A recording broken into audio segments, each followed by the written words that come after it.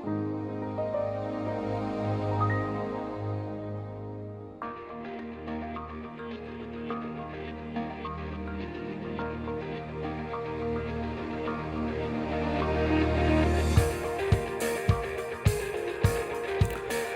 Everyone, मैं अरुण गुप्ता स्वागत करता हूं आप सबका इस वीडियो लेक्चर सीरीज़ में। यह वीडियो ट्यूटोरियल समर्पित है उन लाखों स्टूडेंट्स का, मेरे ख्याल से करोड़ों स्टूडेंट्स का, जो असिस्टेंट लोको पायलट की वैकेंसी की ओर जिनकी नज़र है। और जैसे आप सब जानते हैं, अब की बार जो वैकेंसीज़ निकली है वो है 23,000। तो आपके चांसेस काफ़ी अच्छे हैं क्योंकि वैकेंसी बहुत ज़्यादा है, पर इसी के साथ कंपटीशन भी बहुत ज़्यादा है क्योंकि ये एक बहुत ही हॉट जॉब है और बहुत ही फेवरेट जॉब है काफ़ी स्टूडेंट्स की। इस ट्यूटोरियल में जो हम सब्जेक्ट जो कवर करेंगे वो है रीजनिंग, जनरल अवेयरनेस और मैथ्स। कोर्स स्टार्ट करने से पहले, लेक्चर्स स्टार्ट करने से पहले मैं आपको बताना चाहता हूँ कि मेरे क्या उद्देश्य हैं। मेरे उद्देश्य ये है कि टू बिल्ड योर कॉन्सेप्ट्स, आपके कॉन्सेप्ट बनाना, क्योंकि अगर आपके कॉन्सेप्ट्स नहीं है तो इस टाइप का एग्ज़ाम में आप सक्सेस कभी नहीं पा पाएंगे। सेकंड, मेरा जो ऑब्जेक्टिव है वो ये कि हाउ टू मेमोराइज प्रैक्टिकली, पढ़ाई को कंठस्थ बनाने का व्यवहारिक उपाय। तो मैं आपको बताऊंगा खासकर जनरल अवेयरनेस वाले सेक्शन में कि किस प्रकार से आपको चीज़ों को याद करना है, किस प्रकार से कॉन्सेप्ट समझना है, किस प्रकार की ट्रिक है, किस प्रकार की मेमोरी टेक्निक्स है। और मेरा जो तीसरा ऑब्जेक्टिव है वो है इम्प्रूव योर कैलकुलेशन स्पीड, आपकी कैलकुलेशन स्पीड बढ़ाना। देखिए, एग्ज़ाम में सिर्फ बात ये तो है ही कि आपको आंसर आना चाहिए, पर यह बात भी इम्पॉर्टेंट है कि आपकी स्पीड बहुत तेज़ होनी चाहिए, क्योंकि हो सकता है कि अगर स्पीड स्लो होने के कारण और सारे सवाल जानने के बावजूद भी आप इस एग्ज़ाम को क्लियर नहीं कर पाए। तो ये एक बहुत इम्पॉर्टेंट पहलू है जिसको हम अच्छी तरह देखेंगे। और इसी के साथ मैं आपको रूबरू कराऊंगा latest updates and important information regarding this exam. मेरा जो फिफ्थ ऑब्जेक्टिव है कि how to avoid silly mistakes, बचकानी गलतियों से बचाना। देखिए, कई बार ऐसा होता है कि हमको नॉलेज तो होती है, हमारी स्पीड भी होती है, पर सिली मिस्टेक्स हम कर देते हैं और मुँह की खाते हैं। तो स्टूडेंट्स कौन कौन सी सिली मिस्टेक्स करते हैं, कैसे उनसे बचा जाए, तो उसके बारे में भी हम इस लेक्चर सीरीज़ में जानेंगे। और मैं आपकी हेल्प किस प्रकार से कर सकता हूँ, वीडियो ट्यूटोरियल्स जो मैं आपके लिए बना ही रहा हूँ। जनरल अवेयरनेस के लिए मैं आपको प्रोवाइड कराऊंगा ऑडियो नोट्स, और इम्पॉर्टेंट जो नोट्स हैं वो आपको पीडीएफ फॉर्म में भी इसमें मिलेंगे। इसके साथ हमारी कुछ बुक्स है जिनके बारे में जानकारी मैं अपने अगले ट्यूटोरियल्स में दूंगा। और मैं आपसे ये कहना चाहूँगा कि आपको ये ट्यूटोरियल अगर आपको लगता है बेनिफिशियल है और आपकी तैयारी के हिसाब से आपको लगता है कि आप अच्छा स्कोर कर सकते हैं इस वीडियो की हेल्प से, तो आप ज़रूर हमारी ऑर्गेनाइजेशन से जुड़े, हमको बताएं कि हाँ सर, मैं भी तैयारी कर रहा हूँ। और हमारी वेबसाइट है theory2practical.com, इसको आप ज़रूर विजिट करें। इसमें काफ़ी आपको डॉक्यूमेंट्स मिलेंगे, काफ़ी आपको वीडियो ट्यूटोरियल मिलेंगे जो आपके एग्ज़ाम के लिए काफ़ी हेल्पफुल है। और अगर आप मुझसे डायरेक्ट जुड़ना चाहते हैं तो हमारी ईमेल आईडी theory2practical@gmail.com और हमारा व्हाट्सअप नंबर है 8003378523। आपको करना सिर्फ ये है कि लोको पायलट नाम के सब्जेक्ट से आप मुझको एक मैसेज कर दीजिए और हमारी टीम आपके नेम को सेव कर लेगी, जिससे आपको इंपॉर्टेंट इन्फॉर्मेशन से हम अवगत करा सकें। और इसके अलावा हमारा जो ऐप है एंड फेसबुक पेज है क्रैक माई एग्ज़ाम, उसको आप ज़रूर लाइक कर लीजिए, उससे ज़रूर जुड़ जाइए, जिससे आप जो हमारी रेगुलर अपडेट्स है उससे आप वाकिफ़ होते रहिए। और ऐप का जो एडवांटेज आपको मिलेगा अगर आपके पास एंड्रॉयड मोबाइल है तो वो ये कि आप ऑनलाइन टेस्ट भी दे सकते हैं। आइए शुरुआत करते हैं हम आरआरबी के द्वारा आयोजित एग्ज़ाम, आरआरबी चंडीगढ़ के द्वारा जो एग्ज़ाम क्या था उसमें हम सबसे पहले मैथ सेक्शन को उठाएंगे। ये 89 सवाल है। इससे पहले जो सेक्शन था वो जनरल अवेयरनेस का था, उसको हम अपने अगली सीरीज़ में लेंगे। तो पहले मैथ्स उठाते हैं। एक समकोण त्रिभुज में एक दूसरे के लंबवत इसकी भुजाएं 15 सेंटीमीटर व 8 सेंटीमीटर है, इसका परिमाप कितना है? In an right triangle perpendicular sides are of length 15 centimeter and 8 centimeter, what is its parameter? देखिए, सिंपल सी बात है, ये एक समकोण है, समकोण जिसमें एंगल 90 डिग्री है और इसकी जो लंबवत भुजाएं हैं वो है आपकी 15 सेंटीमीटर और 8 सेंटीमीटर। आप जानते हैं पाइथागोरस थ्योरम से या बोधायन प्रमेय के द्वारा कि h is equal to root of 8 square plus 15 square. तो देखिए, 15 का स्क्वायर है 225 और 8 का स्क्वायर है 64, जो कि मेरा हो जाता है 289, और 289 का जो स्क्वायर रूट है आप जानते हैं वो है 17। तो यह है मेरा 17, मतलब हाइपोटेनियस जो है मेरा हो गया 17। अब देखिए आपको बताना है पैरामीटर, और पैरामीटर क्या होता है, किसी भी फिगर की जो उसकी साइड्स की जो लेंथ है उसको हम बोलते हैं पेरीमीटर। तो इसमें पैरामीटर मेरा हो जाएगा 17 + 15 प्लस मेरा 8, तो 15 और 8 हो गया 23, और 23 और 17 हो गया मेरा 40। तो मेरा ऑप्शन इसमें हो जाएगा डी। बढ़ते हैं आगे सवाल की ओर। आगे सवाल है sin स्क्वायर 38 + cos स्क्वायर 38। देखिए बहुत ही बेसिक बात है, sin square theta + cos square theta का फॉर्मूला दे रखा है जो कि 1 होता है। इसमें आप थीटा चाहे आप 90 डालिए, चाहे आप 0 डालिए, चाहे आप 38 डालिए, या कोई भी एंगल देखिए, हमेशा इसका जो आंसर है 1 ही आना है। बढ़ते हैं अगले क्वेश्चन की ओर जो कि है 91 क्वेश्चन, और ये क्वेश्चन जो है मेरा है लॉग पे आधारित। कई बच्चे इसका कॉन्सेप्ट समझ में नहीं आ पाते, तो मैं इसका कॉन्सेप्ट भी आपको लेके चलता हूँ। log 264 की वैल्यू हमको बतानी है, तो log 264 की वैल्यू वैसे है हमारी हो जाएगी 6। क्यों हो जाएगी मैं आपको बताता हूँ। देखिए मान लीजिए log 264 इज इक्वल टू मेरा है t, तो यहाँ पे 2 क्या है, यहाँ पे 2 है बेस। इसको मैं क्या लिख सकता हूँ, 64 इज इक्वल टू 2 की पावर t। आपको बात समझ में आ रही है। अब देखिए 2 की पावर 5 कितना होता है, 32 होता है, और 2 की पावर 6 64 होता है। ठीक है, तो 64 को मैं लिखूंगा 2 की पावर 6। तो अब देखिए यहाँ पे 2 है, यहाँ पे 2 है, तो जाहिर सी बात है t इज इक्वल टू 6 है। तो मेरा जो था log 264 वो हो गया मेरा t। तो इसका सही ऑप्शन है ऑप्शन सी। आइए बढ़ते हैं नेक्स्ट क्वेश्चन की ओर, और क्वेश्चन हमको दे रखा है log m + log n किसके बराबर है। देखिए वैसे तो आप डायरेक्ट फॉर्मूला से भी कर सकते हैं, और आप जानते हैं log m + log n की वैल्यू होती है log mn, पर इसके साथ मैं बताना चाहूँगा आपको और भी इंपॉर्टेंट इन्फॉर्मेशन। अगर आपसे पूछ लिया जाता है यहाँ पे कि log m - log n क्या है, तब आपका जवाब क्या होता, तब आपका जवाब होता log m/n। कई स्टूडेंट सोच रहे होंगे कि सर फॉर्मूला रटा नहीं जाता, हो सकता है मैं इसको गलती कर दूं, मैं कैसे इसको याद रखूं। मैं कॉन्सेप्ट भी समझना चाहता हूं, तो उन स्टूडेंट्स के लिए मैं इसका कॉन्सेप्ट भी समझा देता हूं। देखिए आपको दे रखा है log m, मान लीजिए log m है आपका p, तो इसका मतलब क्या हो गया, इसका मतलब हो गया कि e की पावर p बराबर है m। और मान लीजिए कि log n is equal to है q, तो इसका मतलब क्या हो गया, e की पावर मेरा q बराबर है n। तो मेरा ये पहला समीकरण और ये है मेरा दूसरा समीकरण। अब आप इन दोनों को गुना कर दीजिए, तो m गुना n कर दीजिए आप, ये हो गया मेरा mn, और इसको इससे गुना कर देता हूँ मैं, तो ये हो जाएगा e की पावर p और e की पावर q। अब e की पावर p और e की पावर q को मैं लिख सकता हूँ e की पावर p प्लस q। अब देखिए आप इधर निगाह डालिए और इधर निगाह डालिए, दोनों तरफ आप ले लीजिए लॉग। दोनों तरफ अगर आप यहाँ पे लॉग ले लेते हैं तो ये हो जाता है मेरा log mn, और यहाँ पे मेरा आ जाता है log e, और e to the power p plus q, जिसको आप लिख सकते हैं p plus q log e and log e to the power e होता है मेरा 1, तो ये बच जाता है मेरा p प्लस q, और p मेरा क्या था log m, और q मेरा क्या था log n। तो मैं बोल सकता हूँ कि log m plus log n is equal to log mn। अब मैं आपको एक और एक्सरसाइज देता हूँ। मैंने आपको कहा log m minus log n, log m बटा n क्यों होगा वो आप खुद डिराइव कीजिए, आपको करना कुछ नहीं है, m बटा n करना है, और आपका ये जो फॉर्मूला है ये भी इससे निकल के आ जाएगा। अब बढ़ते हैं आगे। आगे है हमारा 93 सवाल, और जो कि है हमारा स्पीड एंड डिस्टेंस का।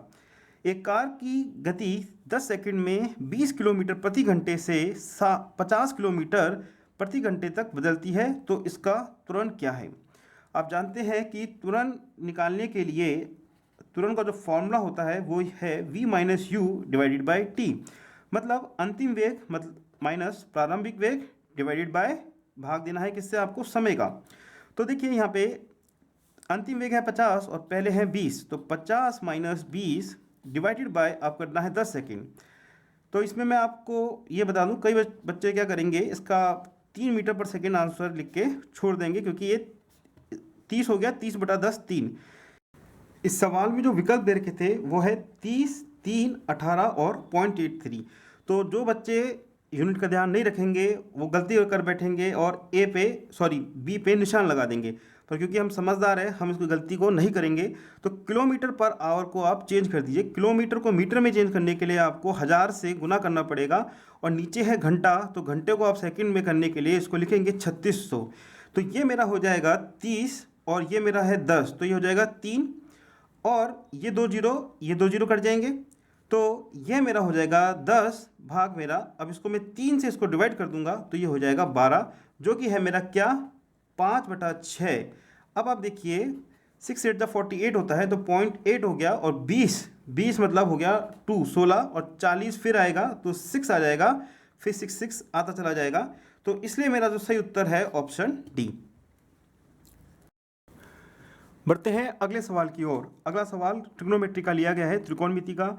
सवाल कुछ इस प्रकार से है, 10 मीटर व 15 मीटर के दो खंभे समतल मैदान में खड़े हैं। यदि उसके आधार के बीच की दूरी 12 मीटर हो तो उनके शीर्ष के बीच की दूरी कितनी होगी? और हमको 4 विकल्प दे रखे हैं, 13 meter, 12 meter, 12.5 meter and 13.5 meter. Two poles of height 10 meter and 15 meter are on a plain ground. If distance between their base is 12 meter, then what is the distance between their tops?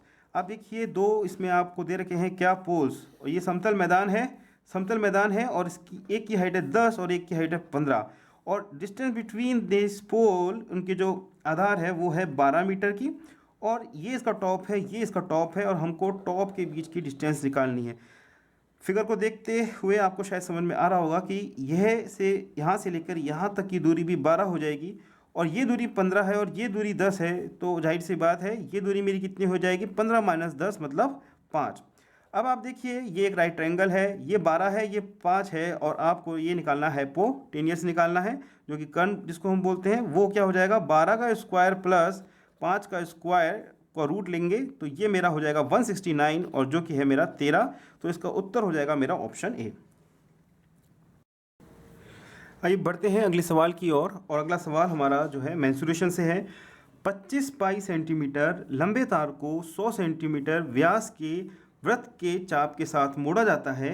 वृत्त के केंद्र पर चाप द्वारा अंतरित कोण है π/8, π/4, π/2 and pi. A 25 pi centimeter long wire is rounded across an arc with 100 centimeter diameter. What is angle subtended at center? And we have given 4 options. देखिए इसमें पहले तो मैं आपको बता दूं कि क्वेश्चन का मतलब क्या है। मेरे पास में एक वायर है जिसकी लेंथ मुझको दे रखी है 25 पाई सेंटीमीटर। अब इसके बाद में क्या बोला है कि एक गोला है और उस गोले का जो डायमीटर है, जो व्यास जो दे रखा है वो है 50 सेंटीमीटर। तो व्यास अगर 50 है तो रेडियस उसकी हो जाएगी 25 हो जाएगी। और हमको बताना है, हमको ये दे रखा है इस तार को मैंने मान लीजिए इस प्रकार से इस पे लगा दिया, ठीक है। अब ये बोला है कि ये कितना एंगल, इसका इंटरनल एंगल कितना होगा, ये एंगल हमको मालूम करना है। तो इसमें आप कोई फॉर्मूला या फिर रटने की ज़रूरत नहीं है, मैं आपको एक बेसिक कॉन्सेप्ट से लेके चलता हूँ। देखिए एक बात कि आपको पता है सर्कल का जो पैरामीटर होता है वो क्या होता है, परिमाप क्या होता है 2πr। और ये जो 2πr जो पूरा पैरामीटर है ये आपके बीच में पूरा 360 डिग्री का एंगल बना दिया। समझ में आ रही है बात, 360 डिग्री का एंगल, 360 को मैं लिखूँगा 2π, ठीक है। या फिर दूसरे शब्दों में कहूँ मैं कि जो इसका सेमी पैरामीटर है जिसकी लेंथ है πr, वो एंगल कितना बना रही है सेंटर पे, वो बना रही है 180 डिग्री बना रही है, जिसको हम लिखते हैं पाई। तो मतलब पाई आर जो है वो पाई एंगल बनाती है। तो अगर कोई लेंथ एल होगी, पाई आर ना होते हुए अगर लेंथ एल होगी तो वो कितना एंगल बनाएगी, pi divided by pi r into l. तो ये हो जाएगा मेरा एल बटा आर।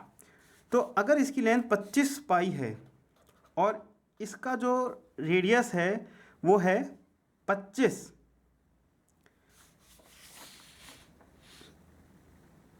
यहाँ पे 100 सेंटीमीटर इसका डायमीटर है, इसमें आप गलती मत कीजिए, 100 सेंटीमीटर है इसका व्यास। तो ये जो रेडियस है इसका वो 50 है, 25 नहीं है, रेडियस इसका 50 है। तो रेडियस में यहाँ पे लिखूँगा 50, तो ये मेरा हो जाएगा π/2, और जो कि मेरा विकल्प हो जाएगा इसमें π/2।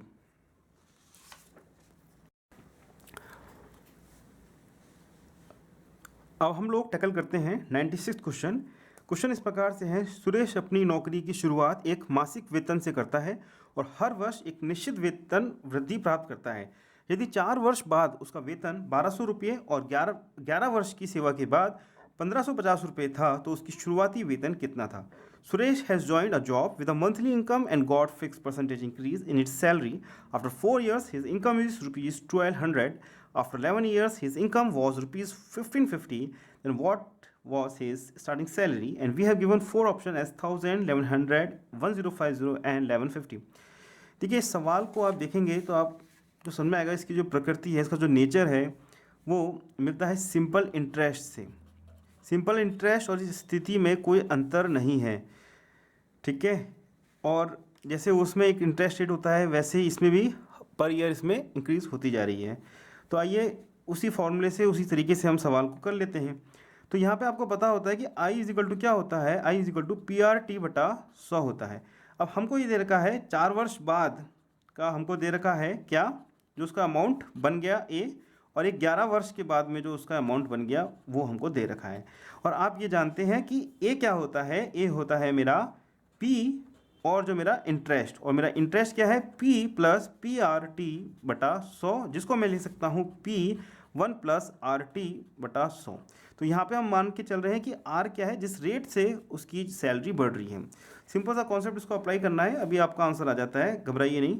अब देखिए इसमें हमको ये दे रखा है कि 4 वर्ष बाद, पहला देखिए 4 वर्ष बाद उसका वेतन 1200 रुपये है, तो A हो गया यहाँ पे मेरा 1200 इज इक्वल टू P हमको मालूम करना है, इसको लिख देते हैं P, और उसके बाद में हम लिखते हैं 1 प्लस R हमको मालूम नहीं है, T हमको मालूम है, T है 4 बटा 100, और यहाँ पे R लिखना मत भूलिएगा। अब दूसरा जो हमको डेटा दे रखा है वो दे रखा है 11 ईयर्स के बाद में उसका 1550 उसका अमाउंट है, तो 1550 is equal to P1 plus 11 time अब 11 है R बटा 100। आपको समझ में आ रहा है कि हमने सिंपल इंटरेस्ट से इसकी एनालॉजी ले ली और बिल्कुल उसी प्रकार से इस सवाल को करना है।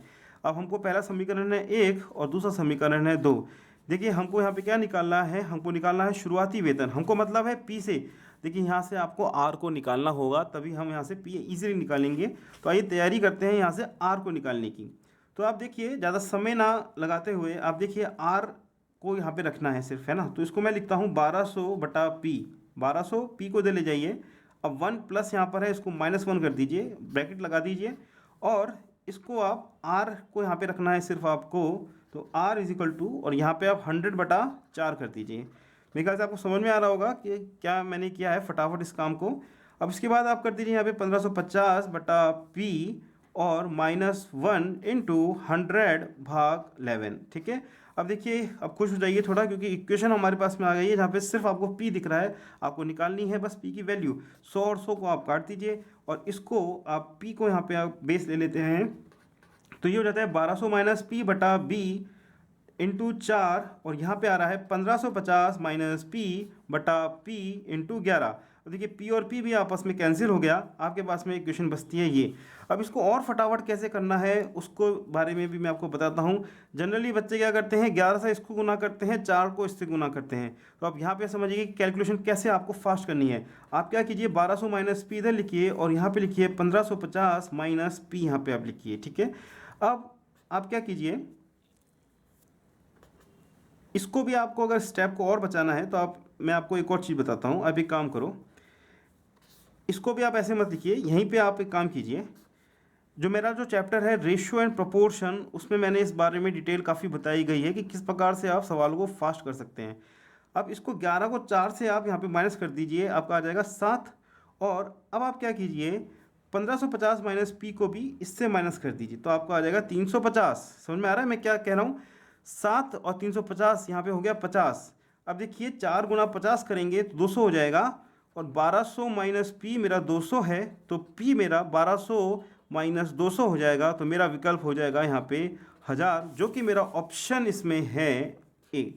तो मेन बात इसमें ये थी कि मैंने जो कॉन्सेप्ट लगाया वो सिंपल इंटरेस्ट का लगा दिया, और दूसरी बात ये थी सवाल को हल करने के लिए मैंने रेशियो प्रोपोर्शन वाला एक प्रॉपर्टी लगाया है। और मेरी जो वीडियो है रेशियो प्रोपोर्शन की, इसलिए आप ज़रूर देखें, उससे आपको मालूम पड़ेगा कि किस प्रकार से कैलकुलेशन को फास्ट करना है using properties of ratio and proportion. आइए अब हम टैकल करते हैं एक और सवाल। इससे पहले मैं आपको बता दूं कि जो रेशियो प्रोपोर्शन की मैंने आपको बात कही, तो ये हमारी कुंडली गणित पुस्तक है थ्योरी टू प्रैक्टिकल ऑर्गेनाइजेशन की, इसको आप जरूर रेफ़र करें। इसमें आपके बहुत सारे कॉन्सेप्ट्स, बहुत सारे फंडे, बहुत सारे कैलकुलेशन स्पीड के फंडे जो मैंने आपको बताया था, प्रॉपर्टीज़ वगैरह, इसमें सब बहुत अच्छे से दे रखी है, इसको ज़रूर आप रेफ़र करें। और अगला सवाल है हमारा प्रतिशत का, तो उसको भी आप लेके चलते हैं हम लोग। तो हमारा सवाल ऐसा है कि यदि 1400 का x% 119 हो तो x किसके बराबर है। मैंने आपको बताया था यहाँ पे का अगर हो तो आपको क्या करना है, ऑफ हो तो क्या करना है, तो उससे कन्फ्यूज आप मत होइए। 1400 का x%, ठीक है, तो 1400 का की जगह आप गुना कर दीजिए, x% मतलब x बटा 100 करना है, और दे रखा है जो कि 119, 100 और ये कट जाएगा और मेरा x हो जाएगा 119 भाग 14, ठीक है। अब देखिए 119 भी 7 से भाग जाता है और 14 का भी, तो ये हो जाएगा 2 और ये मेरा हो जाएगा 1 और ये हो जाएगा 17, 17 भाग 2 होता है 8.5, तो मेरा विकल्प इसमें हो जाएगा ऑप्शन सी।